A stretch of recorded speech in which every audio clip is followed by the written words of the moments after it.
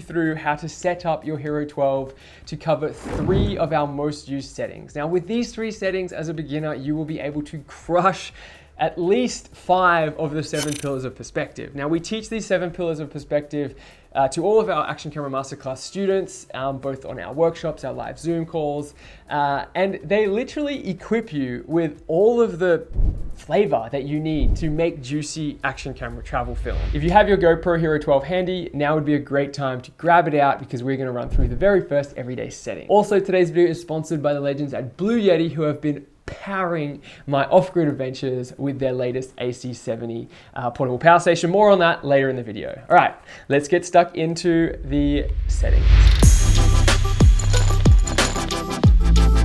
First things first, you are gonna turn on your GoPro and create a new setting. But before we even do that, I just wanna make sure that you are using the Pro controls. So swipe down from the top, go across to the right, and make sure that bottom left there says Pro. If it doesn't say Pro, if it says Easy, then tap on Easy and slide that little cog up so that you can get into the Pro controls. Now, once you've got into the Pro controls, you're then gonna tap on either the faders, the cog icons to the bottom right, or you're gonna tap on the middle icon, which will say Custom. So the first setting that we're gonna set up is gonna be our everyday travel setting. Now, the reason why I wanna equip you with this, because this setting basically just is what I use every time I am going out to make a vlog. Every time I'm going out to go fishing, diving, camping, whatever, it is the everyday setting because it works in a range of different lighting environments every day.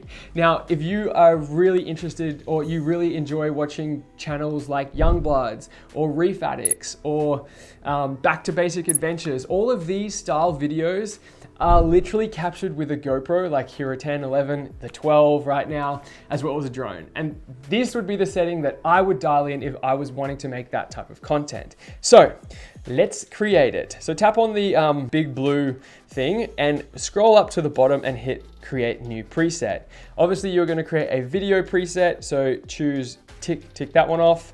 And next up, we're gonna choose the profile. When it comes to selecting your profile, you've got 3 options, standard, HDR, or log, and I'm gonna talk you through all of these and give you reasons as to why I would choose each. When it comes to everyday, HDR, high dynamic range, does all the heavy lifting. That's why I select that. It's unique to Hero 12, and I think it is one of the major updates of the camera. Yes, it's a software update, but yeah, if you've got the Hero 12, let's get stuck into it.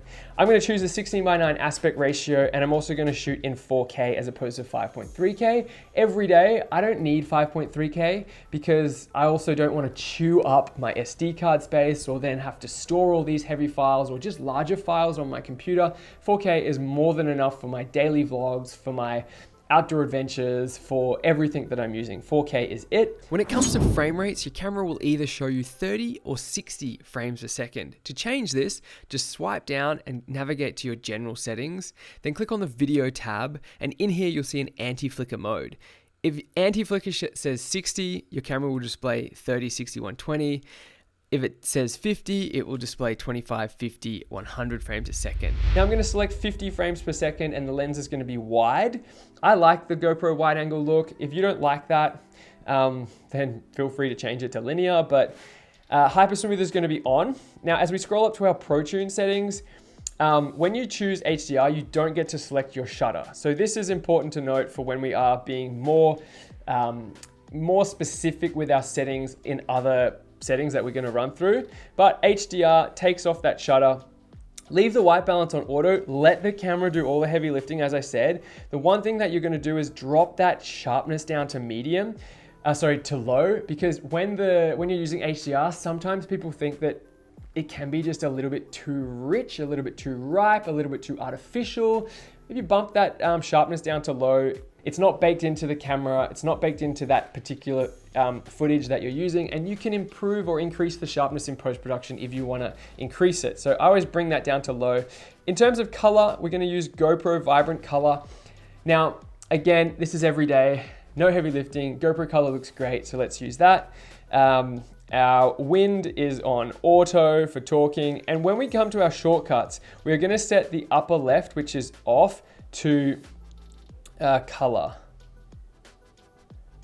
There we go. We're just going to add color in there because you may, as you go through different days, you may want to change that to natural, or you may want to change that to flat and do a bit of color grading. I just like to have that there on the screen so that if everyday environments, I don't know, some days you might want to color grade, some days you might not, but just leaving the color there gives you the option. So tick on that, and we're gonna name that outdoors and tick. So that should be your very first setting. That is our number one.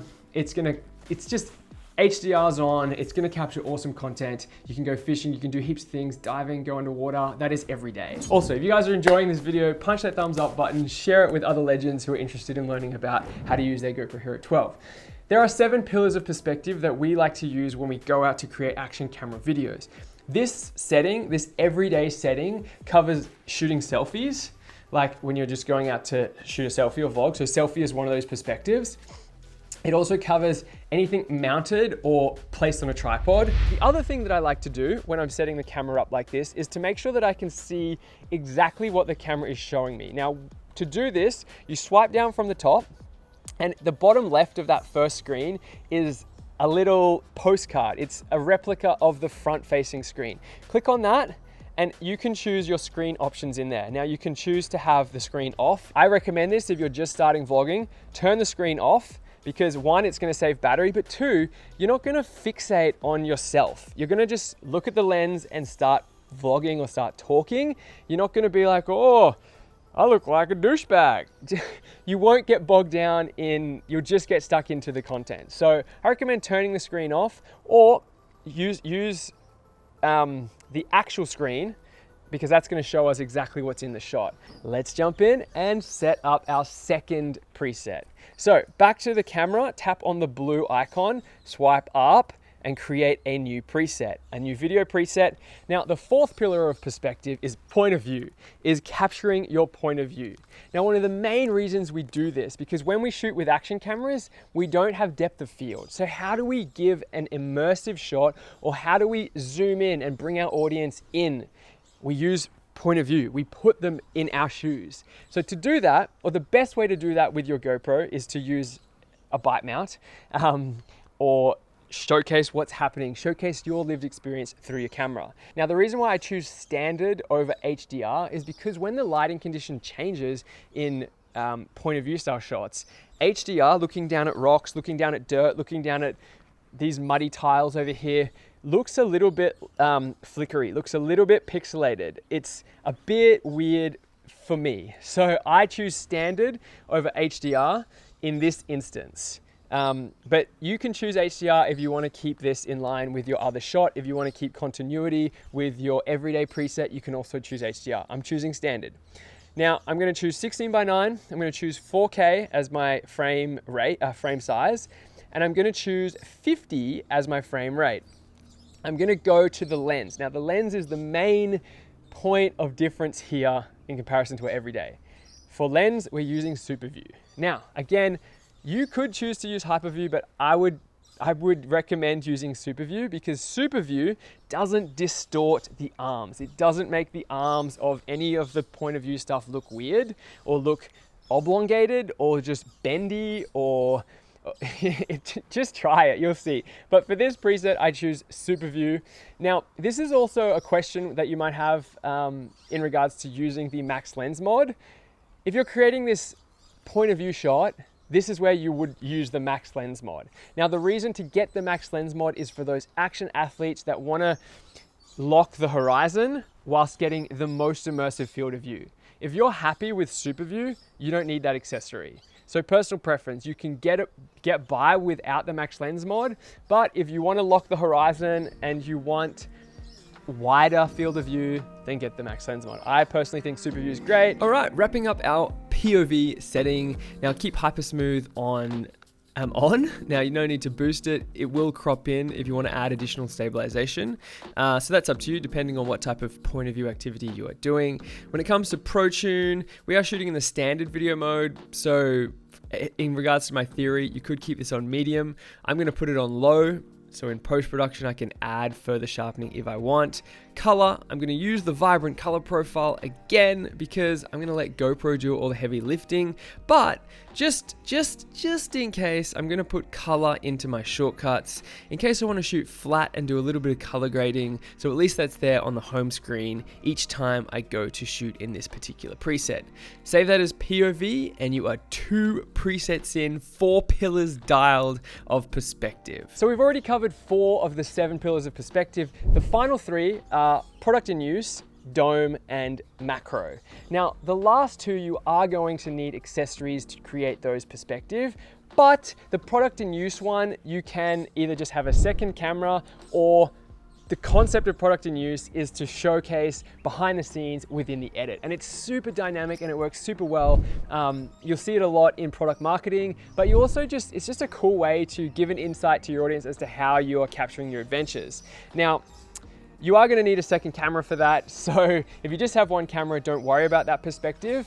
The dome perspective evidently is also with an accessory. Put the camera in the dome to capture the split level above an underwater shot. And the macro is a magnifying glass which goes in front of the lens. Links to all of those accessories are in the description box below, so why not go down there and check out some of those accessories. I also have links up here in the cards to more video content which can give you some better insight into other action camera accessories that you might want to pick up. So just before we jump into indoor and low light settings, I want to show you how I've been able to power all of my devices whilst being off-grid with the Bluetti AC70. So the AC70 is designed with outdoor enthusiasts in mind, and it comes equipped with a host of features that make it perfect for your outdoor activities. Now, what's crazy is that you can actually recharge your 15-watt camera up to almost 45 times, or you could run your 100-watt projector for over 4.5 hours. Now, that is some seriously fun movie nights.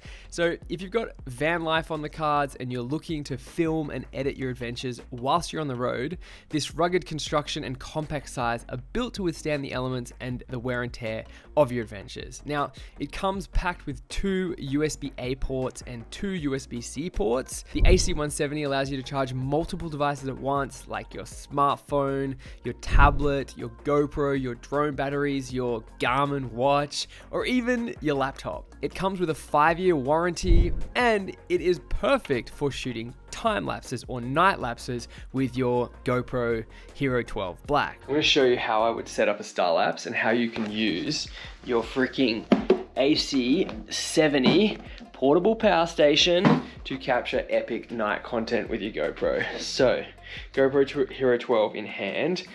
First thing that you're going to want to do is actually take the battery out, because I don't want the battery to explode in the camera, and unfortunately I don't have one of those little doors that allows you to plug the USB-C cable into the GoPro without, I hope it doesn't rain. Go chuck this AC70 on the back for you. It's only 10 kilos, I pretty much use this for gym and that, eh? Okay. 91%. I'm gonna trust that the Bluetti is all good with the environment. You obviously don't want it to get wet, but look, it is rugged. There is so much light coming into the sensor. The light on the GoPro Zeus mod, or the light mod, is look, it was on low, because that's the power of the 3200 ISO. And then, oh my gosh, that is bright. I am a ghost. So let's just go to the first setting, because I think that's, you know, strong enough. It's also a lot for your eyes to take on board. So I've just got this rain cover for, because it is spitting a bit, but you know, always good to get sick content. I was told you didn't have to have the battery in the GoPro. Why ain't turning on? Is this the wrong cable?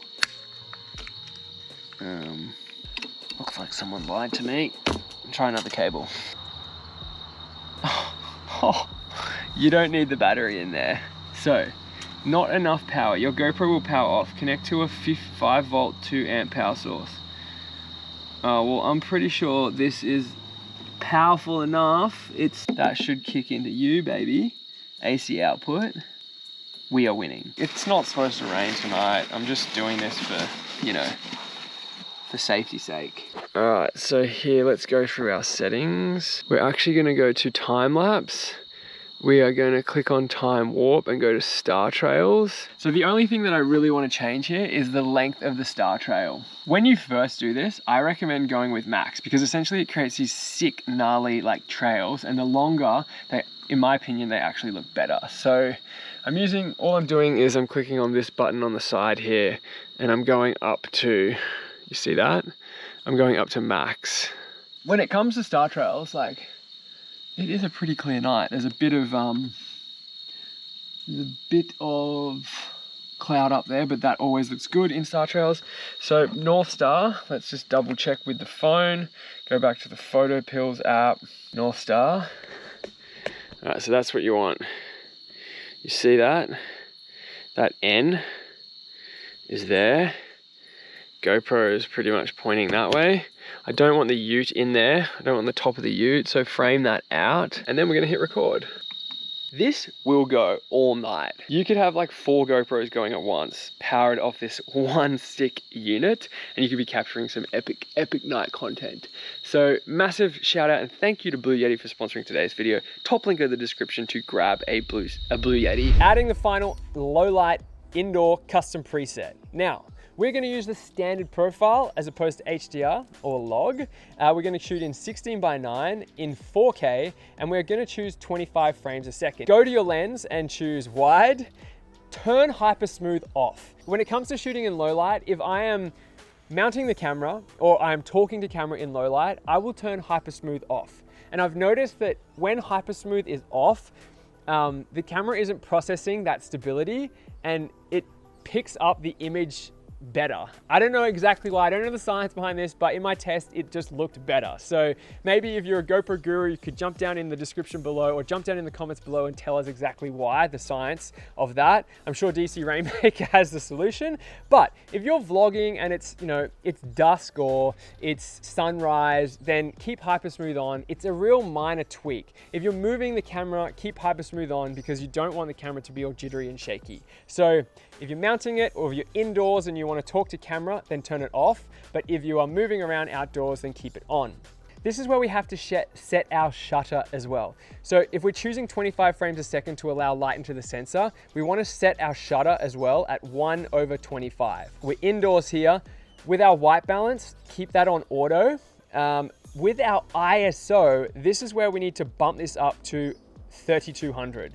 Minimum 100, maximum 3200. Now, you will notice that when you are in low light environments, giving the camera that much more range, up to 3200 or 3200, you'll notice how much brighter the image is. So change your ISO max, drop your sharpness down to low, and you can keep your color on natural or you can put your color on vibrant. I keep it on natural because I think it's less saturated, and in these lower lighting environments, it's a little bit more neutral and it looks a little bit better. And then when it comes to custom presets, this is where you can put your shutter also in the upper left.